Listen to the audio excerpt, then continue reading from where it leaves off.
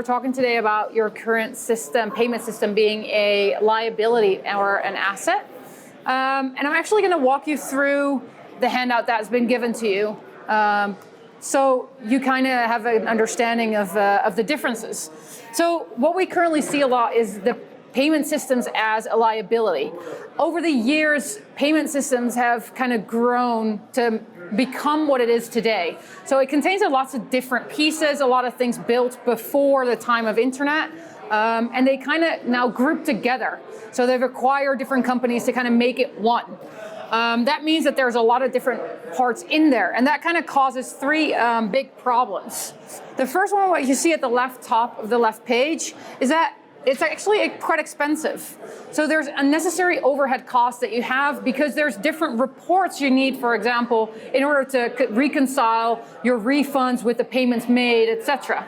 That costs people to actually do the reconciliation, and it can cause a lot of additional time for you to figure it out, right? Additional to that is the third-party dependencies or potential screw-ups. If something breaks within the environment, you don't necessarily always know where it breaks. So you call your contact at wherever your payment system is, and there might be third parties involved that you weren't even aware of, that they have to go and find out where the leakage or any wrong bug went to go and fix it, which will then take longer, and you're not really in control of that. Second, it blocks revenue. So shopping is great, people love buying things, but they don't necessarily like paying for it, right? You want the payment experience to be as frictionless and as fast as possible without blocking any shoppers buying it. So you don't want it to be not optimized. You don't want people to go ahead, try it, and then have to go in and fill it out again. We actually had talks this week where a merchant of ours did a research on how much of the percentage of people that filled the first time re-entered their payments information, and it was only 20%. That's a small amount. That means you need to get it right the first time. Also, wrongly blocking customers. If you get data in, not all the data, but only partially a part of data for risk, for example, the chance of you getting wrongly blocked customers who are actually not fraudulent, but because you don't have an insight in all the data, it's hard to kind of determine that. And I mean, a customer once lost is usually a customer lost forever. They don't necessarily come back as frequent as the payments has not been that well.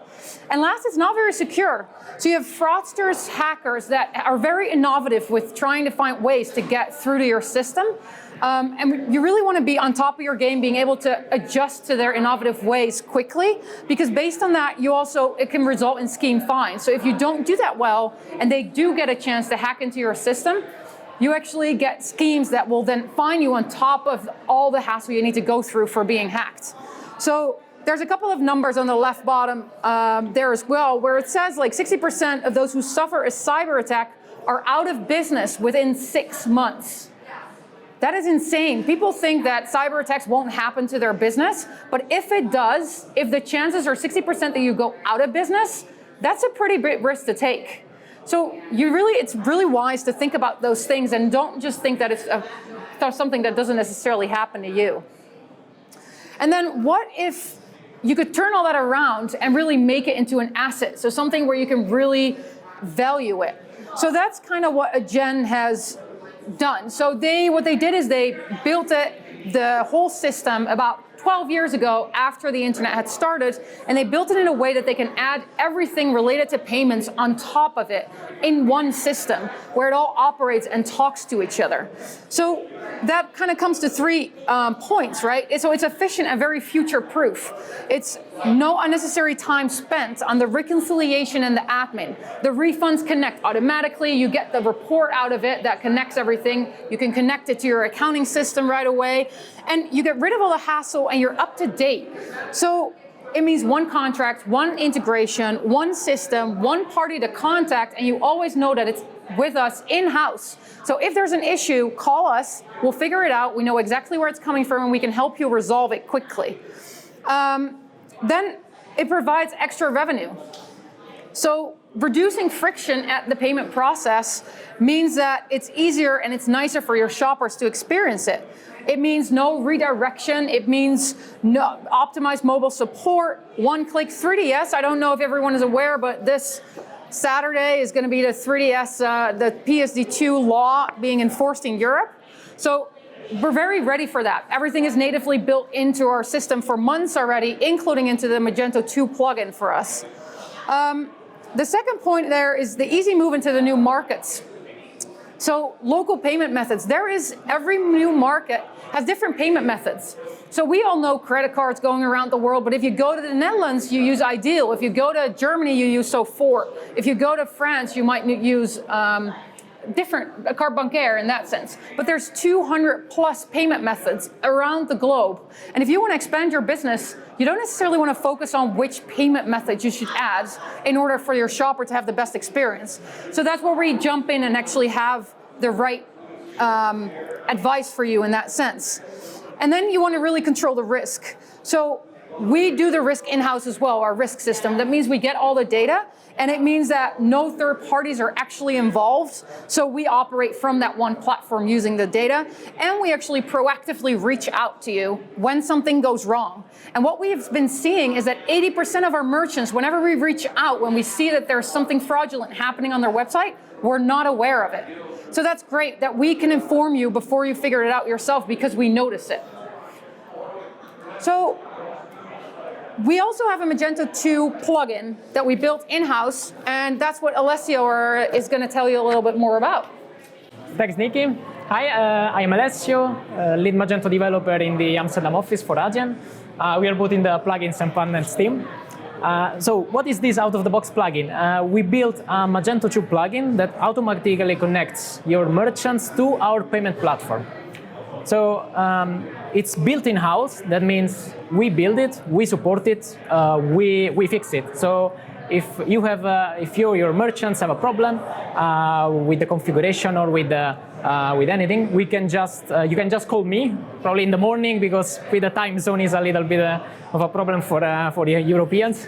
But we offer 24/7 support, so you can call anytime, and if there are any problems, we're going to help you to solve them. It is free of charge, so you don't have to pay anything for the plugin, unlike other extensions that might cost you money. You just need to go on the Adyen site to sign up for a free test account. Then you go to the Magento Marketplace, you download the extension, you put 4 or 5 configuration lines, and you have 200 plus payment methods in your Magento checkout directly.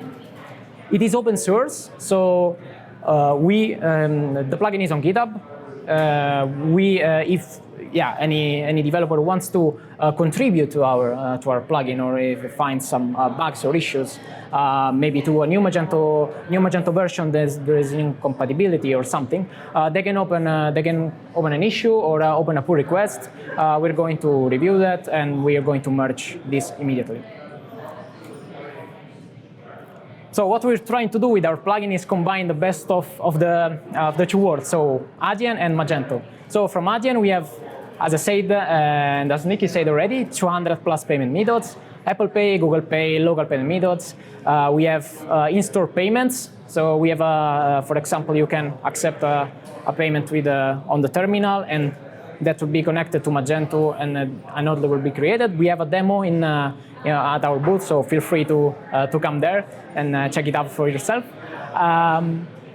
Then from Magento, we implement the payment provider gateway. So if your developers are aware of builders, response handlers, and all this payment provider gateway that is on Magento, on the Magento documentation explained very well, they will check our code and they will understand exactly what is going on. So by combining these two worlds, you actually have an example that is the Adyen tokenization and the Magento Vault. So the shopper goes into the checkout, he fills in the credit card details, he will do the first payment, and then this will be saved into the token will be saved into the Magento Vault. So the next time that he wants to do another purchase, he can do instant purchase with the Magento Vault, or we still support billing agreements. So that's still supported. We have a quick demo of how it works. This is the basic Luma checkout, but of course, yeah, you can customize it like you want. This is the shopper that fills in the details. It's very important that based on the shopper billing address, shipping address, the payment methods applicable to the shopper will be visualized on the Magento checkout. Now this is just an Apple Pay demo, so we'll just show Apple Pay, but all the payment methods applicable will be shown on your merchant's checkout. So now it's we click Pay.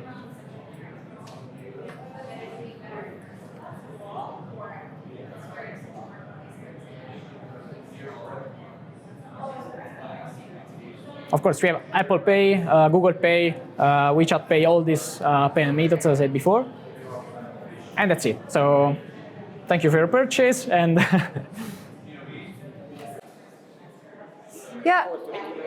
And then on the last bit of your handout, on the back of it, it explains a little bit about how working with a gen is different.